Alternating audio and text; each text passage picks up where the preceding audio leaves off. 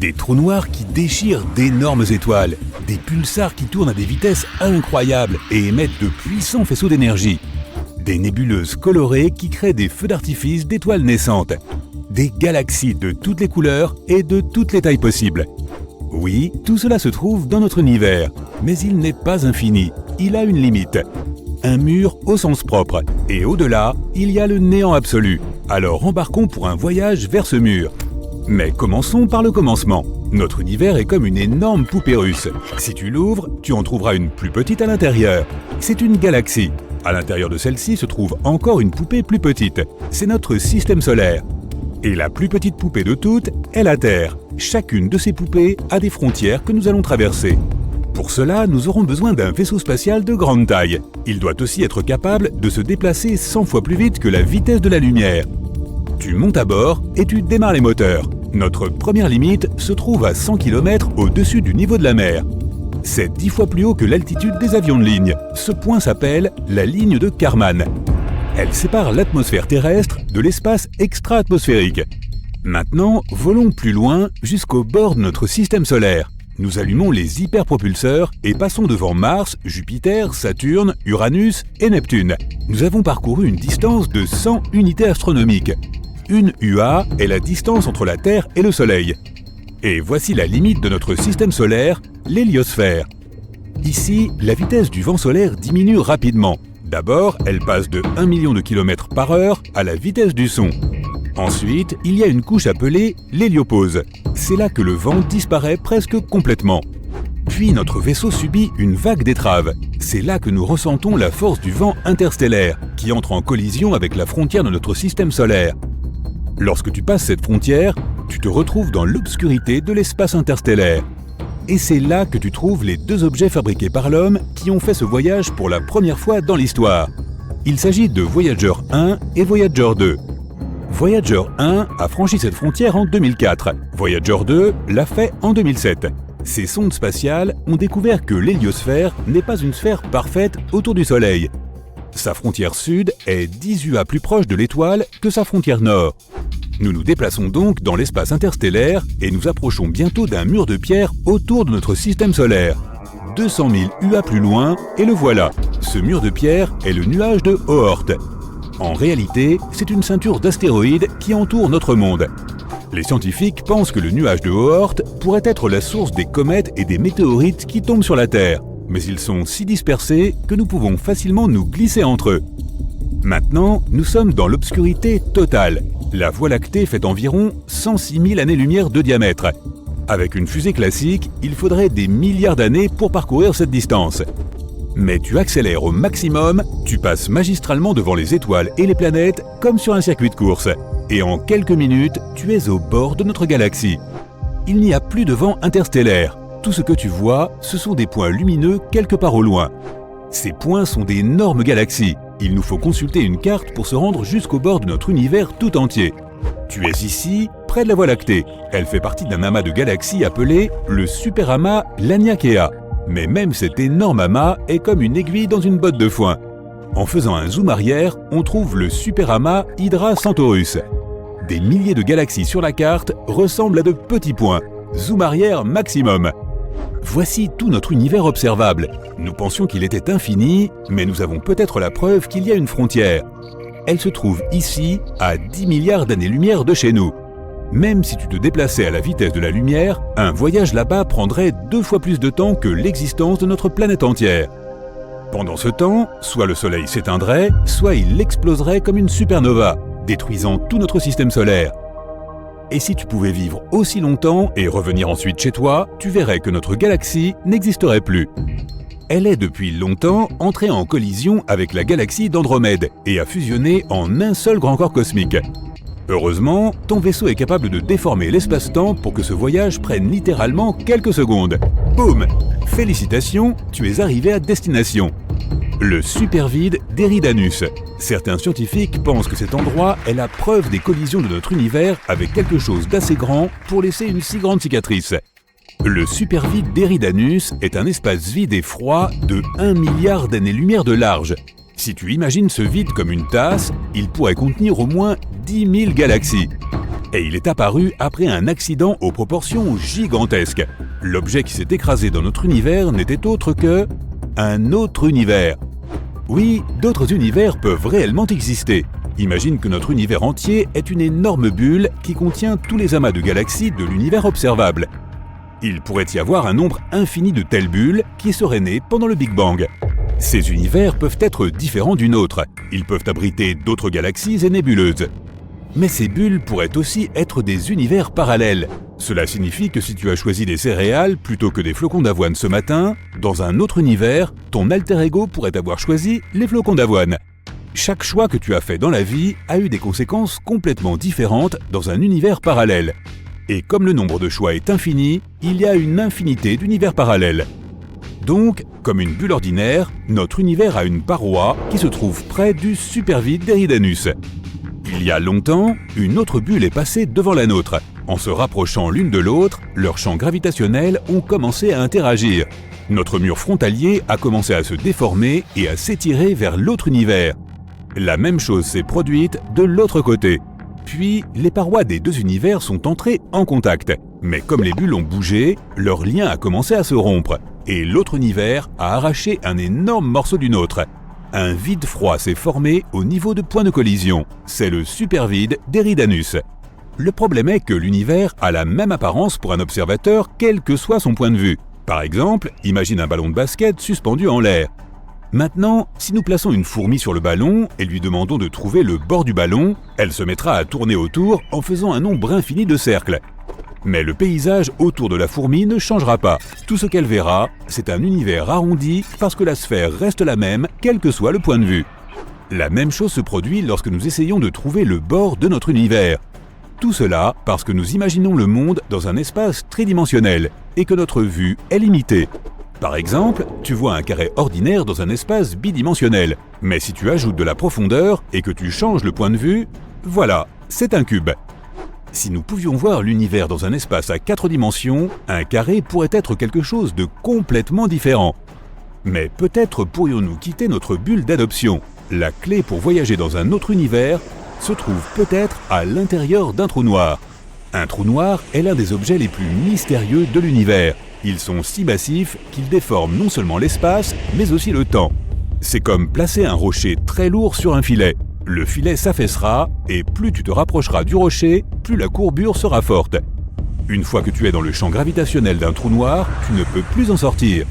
Nous ne savons toujours pas ce qui pourrait se trouver au cœur d'un trou noir. Certains scientifiques supposent que les trous blancs existent aussi. Théoriquement, ils devraient naître en même temps que les trous noirs. À l'exception de la couleur, ils sont l'exact opposé des trous noirs. Rien ne peut s'approcher d'un trou blanc. Pour l'instant, il n'y a pas de données sur ces objets, mais la théorie de la relativité générale suggère qu'ils existent. Il existe également une théorie selon laquelle un trou noir pourrait être un portail vers un autre univers. Lorsque tu entres dans un trou noir, tu peux ressortir de l'autre côté par l'horizon des événements du trou blanc. Tu contournes donc la frontière des univers et tu te retrouves dans un monde complètement différent. Mais nous avons peut-être la preuve qu'un trou blanc existe. En 2006, les scientifiques ont découvert une explosion d'énergie inhabituelle à 1,6 milliard d'années-lumière de la Terre. Ce sursaut était unique. Il ne ressemblait pas à une explosion de supernova ou même à la fusion de deux trous noirs. Certains astronomes pensent que c'était la naissance d'un trou blanc, mais comme il était instable, il a été détruit presque immédiatement. Ce processus n'était pas sans rappeler la naissance de notre univers tout entier, le Big Bang. Les scientifiques l'ont donc appelé le Little Bang. Notre vaste univers abrite des phénomènes tels que des trous noirs dévoreurs d'étoiles, des pulsars en rotation rapide, des nébuleuses rayonnantes qui donnent naissance à des étoiles et d'innombrables galaxies. Pourtant, il n'est peut-être pas infini. Il pourrait y avoir une limite distincte, une frontière cosmique. Embarquons-nous pour un voyage vers cette éventuelle frontière. Imaginez l'univers comme une structure massive et stratifiée. En son centre se trouve la Terre, enveloppée par notre système solaire, lui-même logé dans une galaxie au sein de ce grand univers. Lorsque nous voyageons au-delà de notre système solaire en passant par les planètes, de Mars à Neptune, nous rencontrons l'héliosphère. Là, la vitesse du vent solaire chute de façon spectaculaire, laissant place à un vent quasi stagnant au niveau de l'héliopause. Au-delà, notre vaisseau est confronté à la force du vent interstellaire. Deux remarquables émissaires terrestres, Voyager 1 et Voyager 2, résidant actuellement dans cette région, ils nous ont révélé la forme irrégulière de l'héliosphère. En s'aventurant un peu plus loin, on aperçoit une ceinture d'astéroïdes connue sous le nom de nuage d'Oort, dont certains scientifiques pensent qu'elle est la source de comètes liées à la Terre. Au-delà, la Voie lactée s'étend sur 106 000 années-lumière. Notre voyage est régi par une carte cosmique qui indique notre emplacement dans le superamas Laniakea. Mais ce n'est pas tout. À plus grande échelle, c'est le superamas de l'Hydre Centaure qui apparaît. À l'échelle maximale observable de l'univers, une révélation surprenante nous attend. Des preuves suggèrent l'existence d'une frontière dans l'univers. Cette frontière, située à une distance stupéfiante de 10 milliards d'années-lumière, témoigne du temps et de l'évolution. Au cours d'un voyage aussi long, notre Soleil pourrait s'éteindre ou exploser, et la Voie lactée pourrait fusionner avec la galaxie d'Andromède. Notre point d'arrivée est le vide de l'Éridan, une vaste étendue qui s'étend sur 1 milliard d'années-lumière. Ce vide pourrait résulter d'une collision incommensurable, la rencontre d'un univers avec un autre. Cela nous amène à la notion séduisante d'univers multiple, où chaque choix conduit à des résultats alternatifs dans des réalités parallèles. Imaginez notre univers comme une bulle. Il y a très longtemps, un autre univers bulle a frôlé le nôtre. Leur interaction gravitationnelle a provoqué des distorsions cosmiques. Lorsqu'ils se sont séparés, un morceau de notre univers a pu être prélevé, ce qui a conduit à la création du vide de l'Éridan. Le vide de l'Éridan s'étend sur une région de l'espace d'environ 1 milliard d'années-lumière. Cela en fait l'un des plus grands vides connus dans l'univers. Cette superonde est associée à ce que l'on appelle le point froid dans le fond diffus cosmologique. La température de ce point est inférieure à la température moyenne du fond diffus. L'origine et la nature exacte du vide de l'Éridan posent encore beaucoup de questions aux scientifiques. Cet objet leur offre une occasion unique d'étudier la structure et l'évolution de l'univers à grande échelle. Pourtant, percevoir l'univers dans sa totalité reste un défi. Comme une fourmi sur un ballon de basket, nous voyons un horizon cohérent grâce à notre point de vue en 3 dimensions. Mais l'ajout de dimensions pourrait modifier nos perceptions. Les trous noirs, avec leur puissante influence gravitationnelle, pourraient-ils constituer un passage vers ces autres mondes ?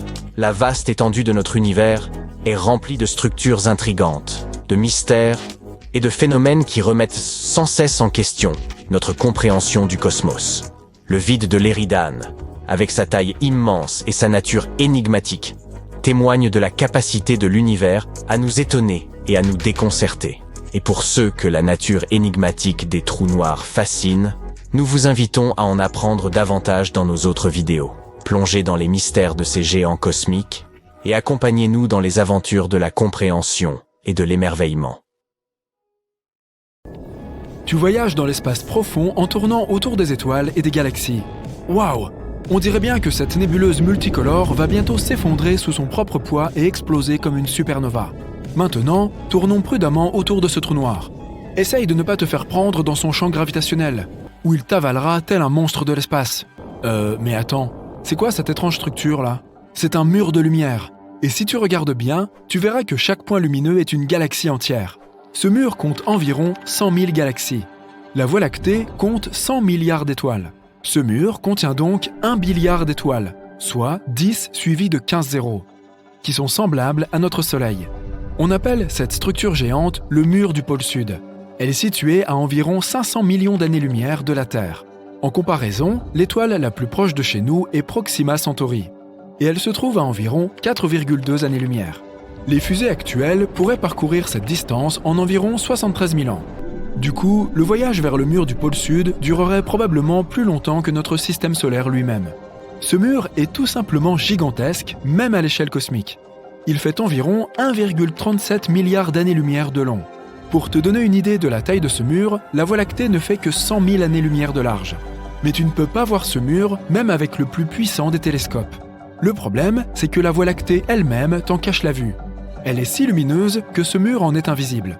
C'est comme quand tu essayes de regarder le ciel étoilé dans une métropole. La pollution lumineuse ne te permet pas de le faire.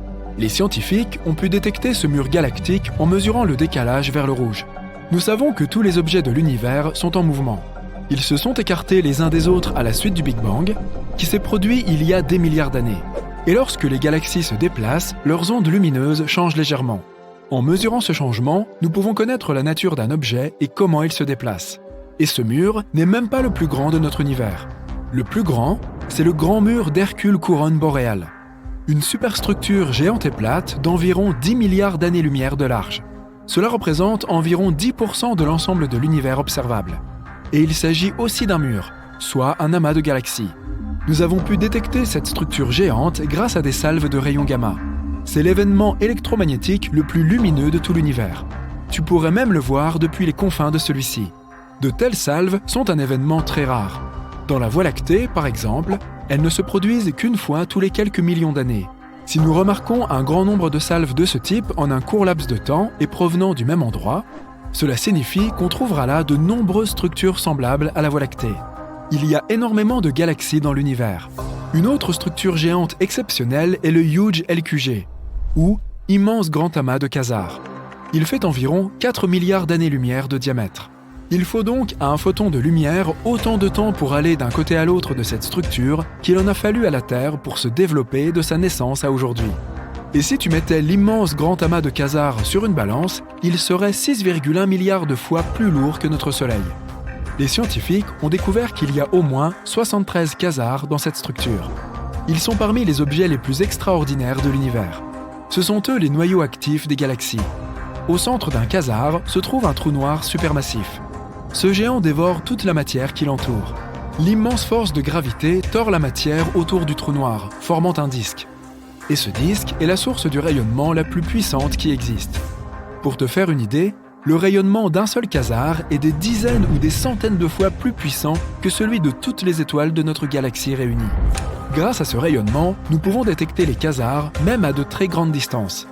C'est pourquoi on les appelle aussi les balises de l'univers.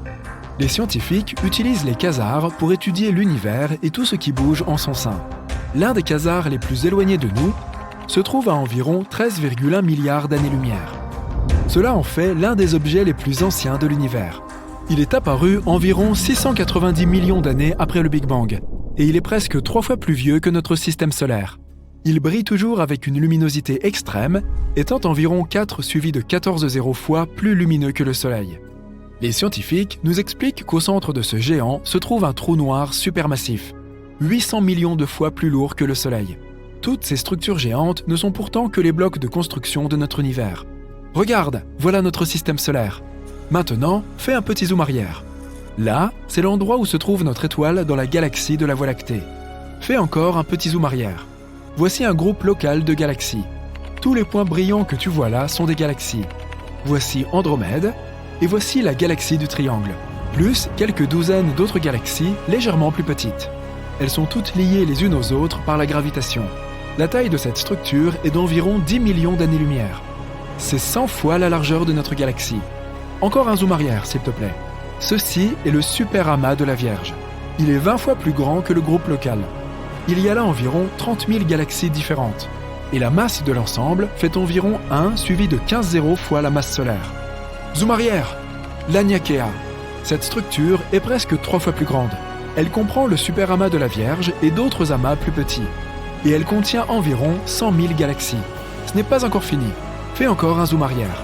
Voici le complexe de super amas Poisson-Baleine. Cette structure galactique géante contient environ 60 amas de galaxies.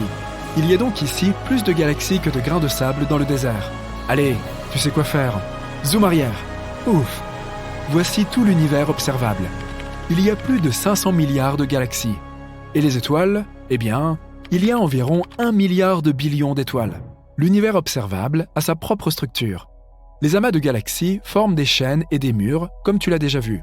Mais ces chaînes sont séparées par d'énormes régions de néant absolu. Ces zones sont appelées des vides. Dans ces endroits, il n'y a pas de matière du tout. Il y a moins de molécules dans ces vides que dans une salle déserte. L'un de ces vides jouit d'une réputation très mystique. Il s'agit du vide de l'Éridan, ou point froid.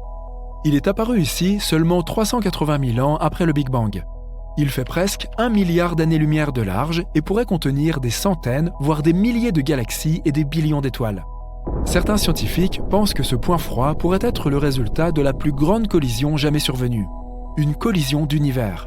Il existe une théorie selon laquelle notre univers est une sorte de bulle. Une énorme sphère contenant tous ces murs et toutes ces chaînes de galaxies. Imagine maintenant qu'il y ait un nombre infini de ces bulles. Il pourrait s'agir de mondes parallèles ou de différents univers. Il y a de nombreuses années, une bulle s'est approchée de la bulle de notre univers. Leurs parois se sont touchées et les deux univers se sont connectés pendant un moment, comme deux gouttes d'eau qui se rejoignent. Mais cet univers a continué à bouger.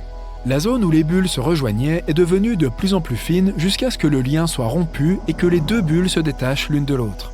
À ce moment-là, le deuxième univers a arraché une partie de la matière de notre bulle.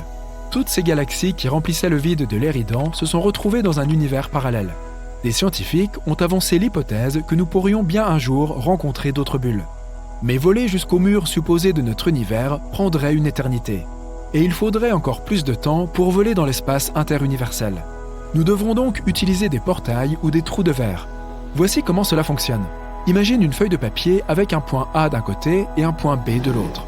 Au lieu de traverser toute la feuille de papier, nous plions simplement la feuille, de sorte que le point A se trouve juste au-dessus du point B. Il ne reste plus qu'à faire un petit trou et le voyage ne prend que quelques instants. Certains scientifiques pensent que de tels passages d'un univers à l'autre se trouvent à l'intérieur des trous noirs. Mais comment survivre si l'on tombe dans un trou noir ? Il suffit d'en choisir un qui soit assez grand. Tout est une question de gravité. Imagine-toi en train de tomber vers un trou noir en ce moment même. Plus tu t'en approches, plus son effet est puissant. Il s'intensifie à chaque centimètre. À un moment donné, la force gravitationnelle qui affecte ta tête est beaucoup plus forte que celle qui affecte tes pieds. Puis tu te transformes en spaghetti. Miam! Mais si tu choisis un trou noir supermassif, comme ceux qui se trouvent au centre des galaxies, la force gravitationnelle augmente plus progressivement. Ils peuvent être des millions de fois plus lourds que le Soleil et beaucoup plus grands. Mais la force gravitationnelle sur ta tête et tes pieds sera presque égale et tu ne souffriras pas. Qui sait, peut-être que si tu réussis à survivre à une chute dans un trou noir aussi massif, tu te retrouveras dans un univers complètement différent où les lois de la physique n'ont plus rien à voir avec celles que nous connaissons. Mais pour l'instant, ce n'est qu'une théorie. Nous entendons souvent parler de grandes menaces, des maladies terribles, des catastrophes naturelles ou même un astéroïde qui s'écraserait sur la Terre. Il s'agit de graves dangers qui font l'objet de nombreuses études parce qu'ils pourraient nous nuire dans un avenir proche. Mais il est une menace dont on entend assez peu parler, l'expansion de l'univers lui-même. S'il n'y a pas lieu de s'affoler pour l'instant, cela pourrait devenir un gros problème à plus ou moins long terme. Les expériences montrent que notre univers est en constante expansion. Cette expansion peut être décrite de la manière suivante. Imaginez deux fourmis assises sur un ballon qui ne cesse de grossir. La distance entre les deux fourmis augmente constamment.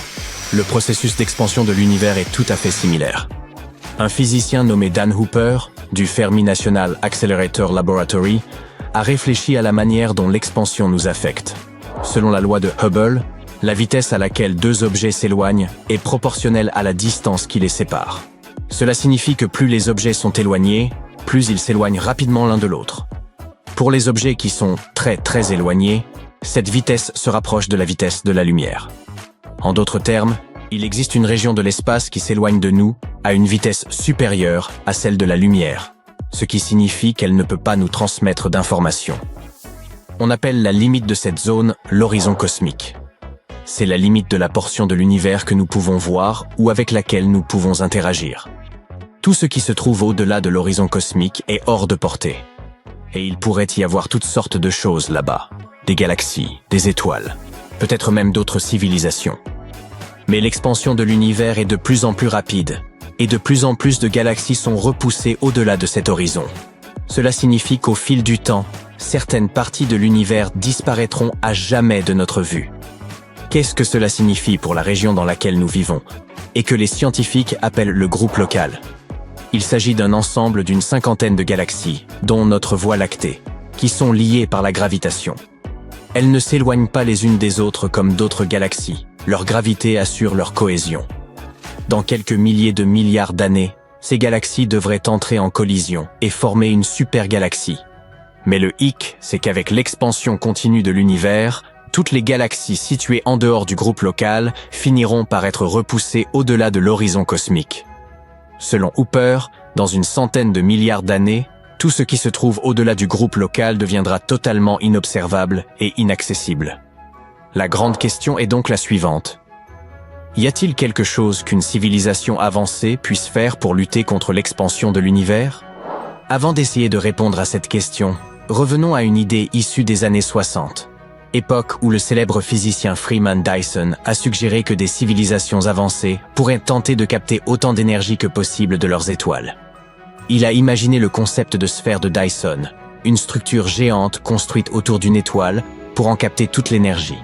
Si une civilisation avancée construisait l'une de ces sphères, elle pourrait utiliser toute l'énergie de son étoile pour alimenter ses technologies et ses villes. Voici maintenant le point de vue de Hooper sur cette idée.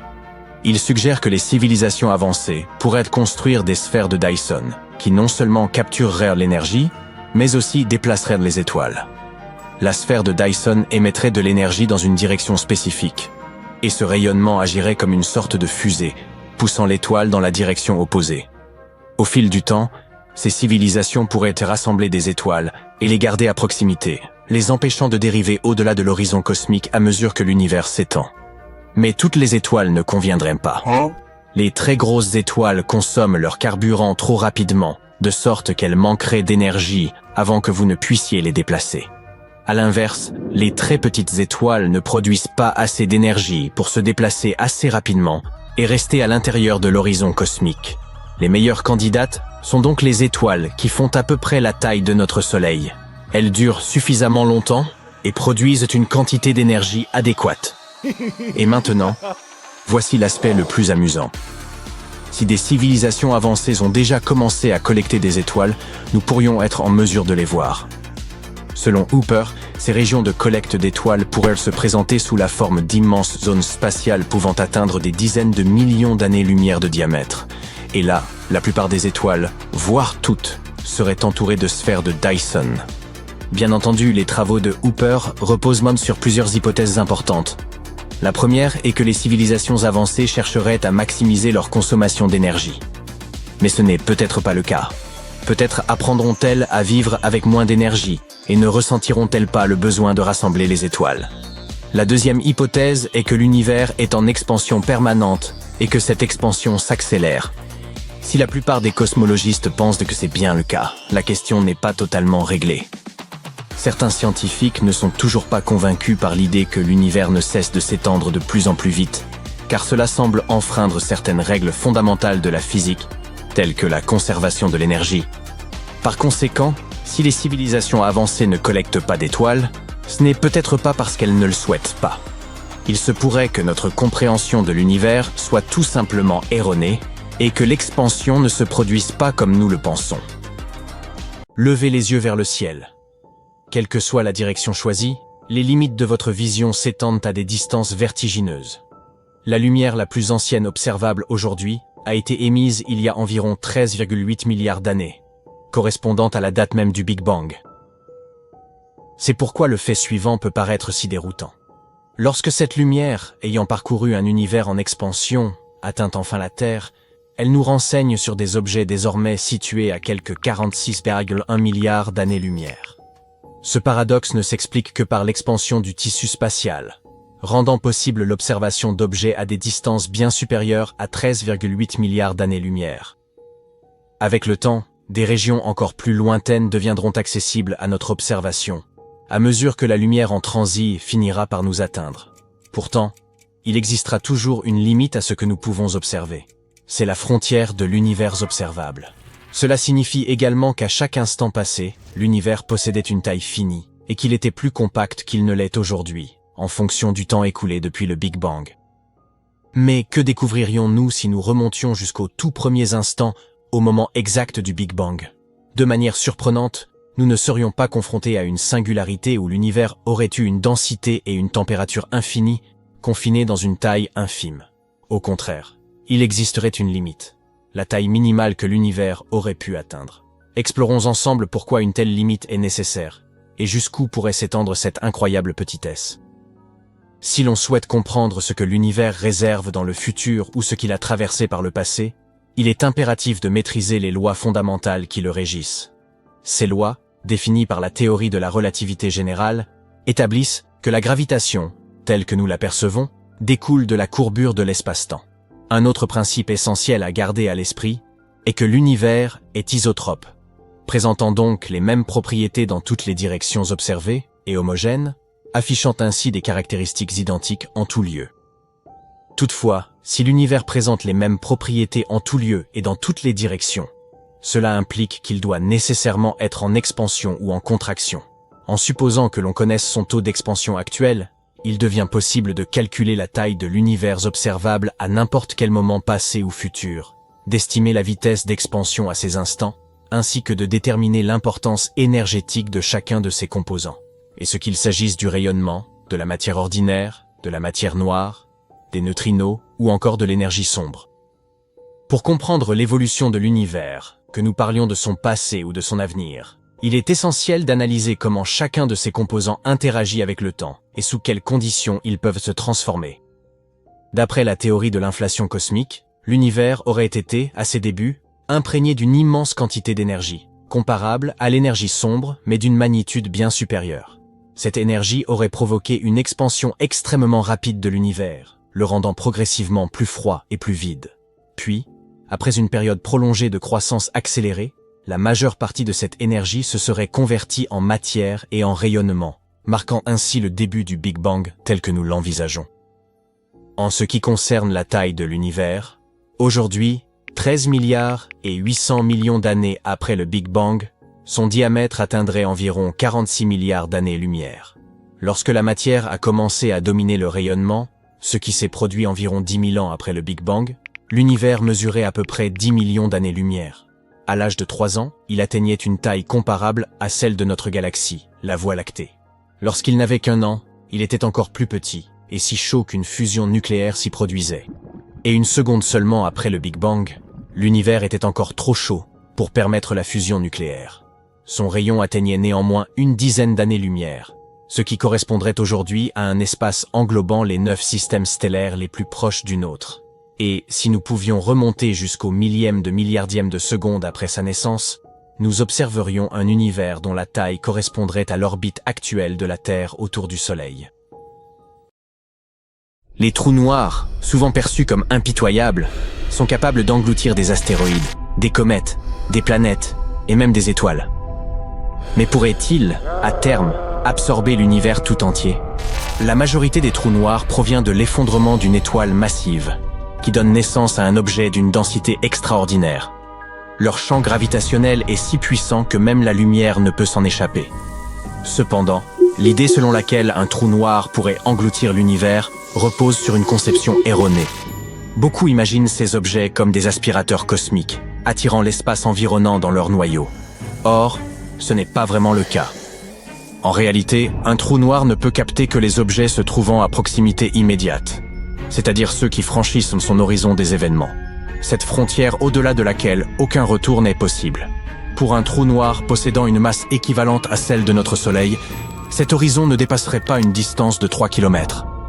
À titre de comparaison, un trou noir ayant la masse de notre planète aurait un horizon des événements d'à peine quelques centimètres, comparable à la taille d'un pouce humain. Cela dit, la gravité exercée par un trou noir influe également sur les astres qui gravitent autour de lui. Elle peut les maintenir en orbite, à l'instar du trou noir situé au centre de la Voie lactée. Toutefois, ces astres ne sont pas pour autant aspirés. Si, par une improbable transformation, notre Soleil devenait un trou noir tout en conservant sa masse actuelle, la Terre ne subirait aucune modification dans son orbite ou dans la force gravitationnelle qu'elle ressent. Notre planète poursuivrait son mouvement autour de cet astre compact, sans être aspirée. Certes, l'obscurité et le froid deviendraient extrêmes, mais le risque d'être englouti par ce trou noir serait inexistant. Par ailleurs, la majorité des trous noirs sont relativement petits. Ils ne peuvent engloutir une étoile que si celle-ci se trouve sur une trajectoire directe vers eux. Bien que ce scénario soit théoriquement possible, les astronomes estiment qu'un laps de temps colossal serait nécessaire pour que le Soleil soit absorbé par le trou noir situé au centre de notre Voie lactée. En effet, une telle absorption impliquerait que l'orbite de notre étoile s'aligne de manière extraordinairement précise avec ce trou noir. Même le plus imposant des trous noirs répertoriés dans l'univers, un véritable colosse spatial nommé Thon 618, semble approcher les limites théoriques de la taille qu'un trou noir peut atteindre. Cette limite résulte d'un phénomène fascinant. En croissant, les trous noirs émettent d'importantes quantités de radiation qui chauffent et ionisent la matière environnante. Cette ionisation rend plus difficile pour le gaz et la poussière de se refroidir suffisamment pour être attirés par le trou noir, ce qui ralentit considérablement son processus de croissance. Cette forme d'autorégulation limite donc la capacité des trous noirs à dévorer des galaxies entières, et a fortiori l'univers dans son ensemble. Il convient également de rappeler que l'expansion de l'univers joue un rôle protecteur. Les objets célestes s'éloignent constamment les uns des autres, ce qui réduit considérablement les probabilités de collision ou de capture par un trou noir. Pour qu'un trou noir puisse absorber l'univers entier, il faudrait une transformation radicale et imprévisible de la dynamique actuelle de l'espace en expansion. Vous pouvez donc écarter toute inquiétude quant à une éventuelle disparition de notre monde dans un trou noir géant. À moins, bien sûr, que l'univers tout entier ne soit déjà contenu à l'intérieur d'un trou noir. Ce n'est pas qu'une boutade. Il existe une hypothèse selon laquelle nous vivrions actuellement dans un trou noir. Imaginez que nous ayons été engloutis il y a longtemps par un tel objet cosmique. Fait surprenant, certains physiciens considèrent cette théorie comme plausible. Le docteur Nicodème Popławski, physicien théoricien à l'université de l'Indiana, suggère ainsi que tout ce qui est absorbé par un trou noir pourrait donner naissance à un nouvel univers, soit à l'intérieur du trou noir, soit de l'autre côté. Qui sait, peut-être notre univers lui-même résulte-t-il d'un processus de ce type. Les trous noirs sont massifs. Objets les plus denses de l'univers, ils ont une masse si importante que leur force gravitationnelle ne laisse rien échapper, pas même la lumière. Mais dans ce monde terrifiant des trous noirs, il existe des monstres qui surpassent tous les autres. Récemment, des astronomes ont découvert un trou noir 33 milliards de fois plus lourd que notre Soleil. Ce géant de l'espace se trouve au centre d'une galaxie elliptique supergéante appelée Abell 1201, située à 2,7 milliards d'années-lumière de notre planète. Ce trou noir est si grand qu'il a reçu la désignation rare de trou noir ultramassif. Rien d'étonnant à cela. Il est plus de 8000 fois plus lourd que le trou noir supermassif qui se trouve au centre de notre galaxie, la Voie lactée. Ce trou noir ultramassif a été le premier à être découvert à l'aide de la méthode de la lentille gravitationnelle. Cette méthode repose sur le fait que les objets très massifs, tels que les galaxies, courbent la lumière provenant d'un objet plus éloigné et l'amplifient. L'avantage de cette méthode de recherche est qu'elle permet notamment aux astronomes d'étudier les trous noirs inactifs. Elle pourrait nous aider à détecter un grand nombre de nouveaux trous noirs au-delà de notre univers local.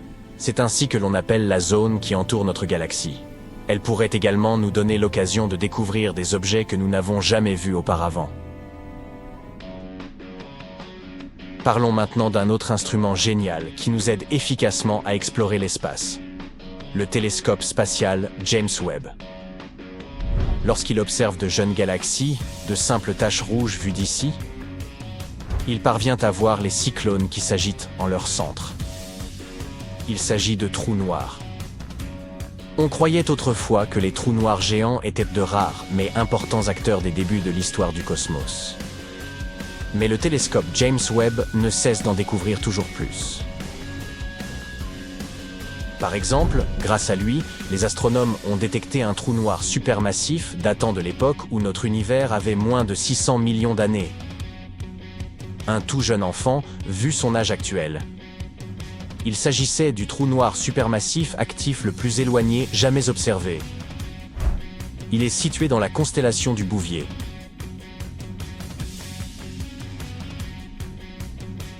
Ce trou noir est étonnamment petit et pas du tout massif. C'est en fait l'un des plus petites trouvées dans l'univers primitif. Sa taille est égale à environ 9 millions de soleils. Cela peut sembler beaucoup. Mais en réalité, les trous noirs supermassifs ont tendance à atteindre des milliards de fois la masse de notre étoile. Cette découverte présente une autre particularité que les scientifiques ont du mal à expliquer. En effet, un trou noir supermassif est censé mettre bien plus de 600 millions d'années à atteindre son plein potentiel. Il se développe en se nourrissant de la matière qui l'entoure ou en fusionnant avec un trou noir de plus grande taille. Les trous noirs comparables à celui qui se trouve au centre de notre galaxie et dont la masse est presque 4,3 millions de fois supérieure à celle de notre Soleil, sont censés être observés dans l'univers récent. En fait, Les scientifiques ont longtemps soupçonné l'existence de trous noirs supermassifs dans l'univers primitif. Mais cette théorie n'a été prouvée que grâce au télescope James Webb et à son œil infrarouge. Il a montré que le trou noir, CRS 1019, est en train d'engloutir toute la matière qu'il trouve sur son chemin. Les trous noirs qui se nourrissent ainsi sont généralement entourés de tourbillons de gaz et de poussière. On appelle ça le disque d'accrétion. La force gravitationnelle du trou noir chauffe toute cette matière, ce qui illumine le disque. Mais ce n'est pas tout. Des champs magnétiques très puissants produits lors de ce processus canalisent la matière vers les pôles du trou noir. De temps à autre, cette matière est libérée dans l'espace sous la forme d'un puissant double jet. Il se déplace à une vitesse proche de celle de la lumière, ce qui génère un rayonnement d'une incroyable intensité. Les astronomes ont observé la galaxie qui abrite ce très vieux trou noir dans le cadre d'une étude sur l'univers primitif.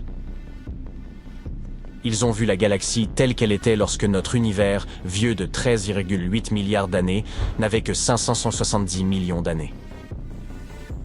À cette occasion, les chercheurs ont repéré deux autres trous noirs, probablement apparus respectivement 1 milliard et 1,1 milliard d'années après le Big Bang. Ils ont également découvert 11 galaxies anciennes, nées entre 470 et 675 millions d'années, après la naissance du cosmos.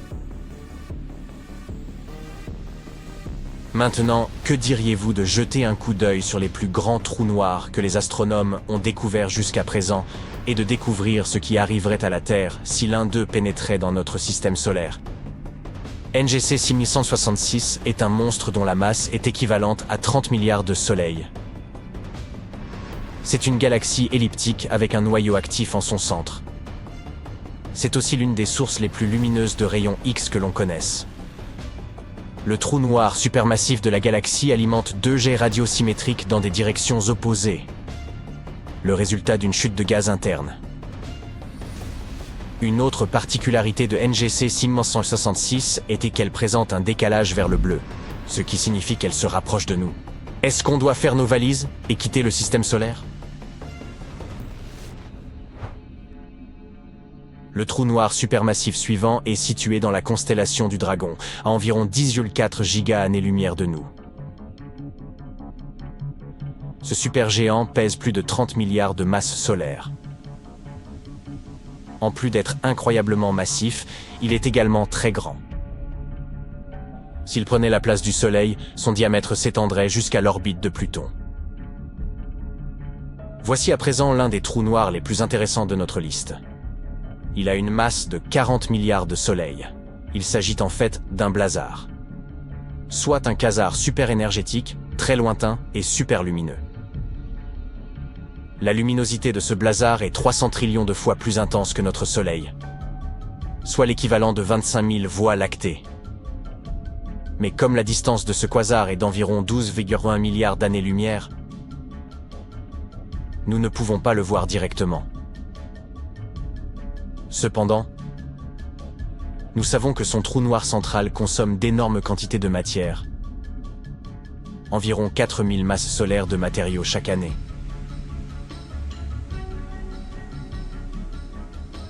ICI 101 est une galaxie supergéante. C'est la galaxie la plus massive connue à ce jour. Étant donné sa forme elliptique, elle n'est pas remplie de gaz.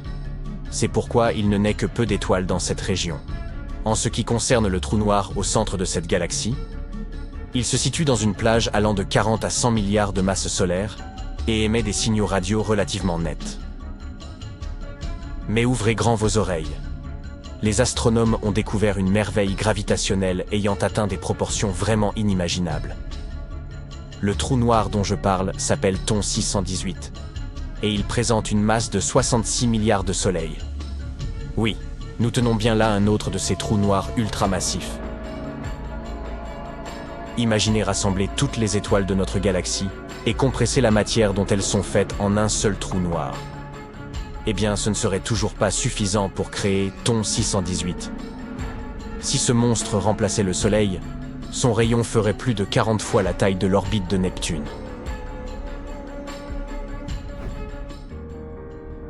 Vous savez que les trous noirs sont incroyablement denses. Mais cela n'en fait pas pour autant des prédateurs de l'espace, errant dans les galaxies et dévorant tout sur leur passage. Théon 618, par exemple, est encore entouré d'une galaxie intacte, remplie d'étoiles et de plein d'autres choses. Les trous noirs ne sont donc pas forcément de gigantesques aspirateurs de matière. En réalité, il est incroyablement difficile de faire grossir un trou noir. Essayez, et vous verrez. Et maintenant, que se passerait-il si un trou noir supermassif, comme celui qui se trouve au centre de notre galaxie, la Voie lactée, se rapprochait un peu de notre système solaire? La réponse est simple, nous serions condamnés. Même à une distance de plusieurs dizaines d'années-lumière, cette énorme chose entraînerait la pire des catastrophes. La Terre, ainsi que les autres objets qui composent le système solaire, seraient attirés dans l'orbite du trou noir et tourneraient autour de lui pour l'éternité. Mais vous pouvez vous détendre, nous sommes encore loin d'avoir de tels trous noirs dans notre voisinage. Des astronomes ont découvert le trou noir stellaire, le plus massif jamais repéré dans notre galaxie, la Voie lactée. Ce monstre de l'espace est 33 fois plus grand que le Soleil et se trouve à 2000 années-lumière de nous. Jusqu'à présent, le plus grand trou noir stellaire que nous connaissions à l'intérieur de notre galaxie était environ 20 fois plus gros que notre étoile en termes de masse. Quant au trou noir moyen de masse stellaire, il est généralement 10 fois plus gros que le Soleil. Les scientifiques de la mission Gaïa de l'Observatoire européen austral ont repéré ce trou noir géant après qu'une étoile s'est mise à osciller alors qu'elle était en orbite dans cette zone. Le trou noir a été baptisé Gaïa BH3. La proximité de cet objet spatial avec la Terre en fait le deuxième trou noir le plus proche de notre planète jamais découvert. Le plus proche s'appelle Gaïa BH1. Il se trouve à environ 1560 années-lumière de nous. Ce voisin peu rassurant a une masse d'environ 9,6 fois celle du Soleil.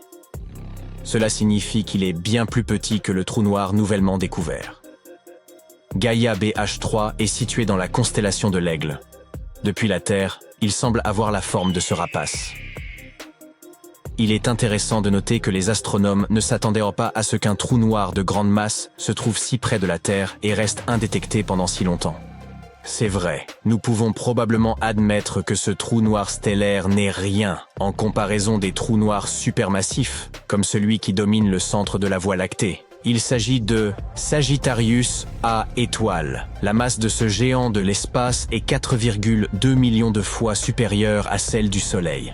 Alors qu'un trou noir stellaire se forme lors de l'effondrement d'une étoile, les trous noirs supermassifs ont leur propre façon de voir le jour. Ils résultent généralement de la fusion de trous noirs, dont la taille n'a cessé de croître. Mais nous en reparlerons plus tard. Tout d'abord, parlons un peu plus de la formation des trous noirs stellaires. Lorsque les étoiles approchent de la fin de leur vie, elles gonflent, perdent beaucoup de masse et se refroidissent pour former ce que l'on appelle des naines blanches. On pense que des trous noirs stellaires aussi massifs que Gaïa BH3 se forment lorsqu'une étoile ne contient pas d'éléments lourds et ne perd pas autant de masse au cours de sa vie. Ces étoiles sont dites pauvres en métaux. Du coup, au lieu de se refroidir en naine blanche, cette étoile s'effondre en trou noir. Le compagnon de Gaïa BH3 est une étoile très pauvre en métaux. Cela suggère que l'astre qui s'est effondré et a formé BH3 était également pauvre en métaux.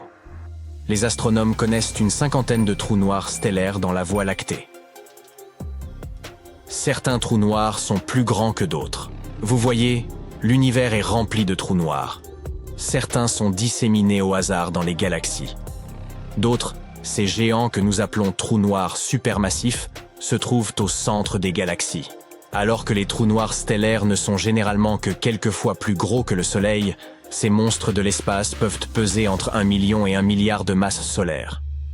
Bien qu'ils soient beaucoup plus lourds que notre étoile, ils sont concentrés dans une zone relativement petite, à l'échelle cosmique bien sûr, de la taille de notre système solaire.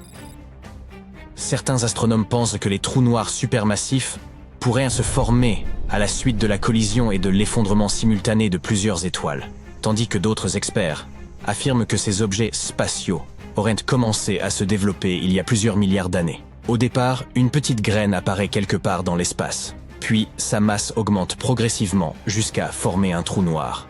Cette graine y parvient grâce au processus d'accrétion. qui consiste à rassembler de plus en plus de matière autour d'elle.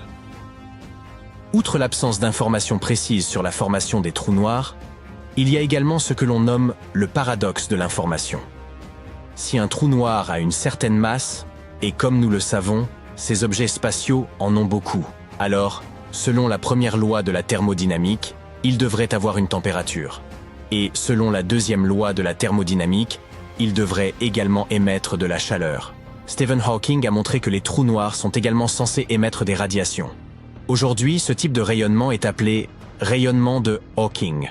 Il se formerait selon lui à la frontière d'un trou noir. Mais après avoir démontré cela, Hawking a relevé un paradoxe. Si un trou noir est capable de s'évaporer, cela signifie qu'une partie de l'information qu'il contient s'évapore elle aussi à jamais. Le problème est que l'information contenue dans le rayonnement thermique d'un trou noir est dégradée. Elle ne répète aucune information relative à la matière engloutie.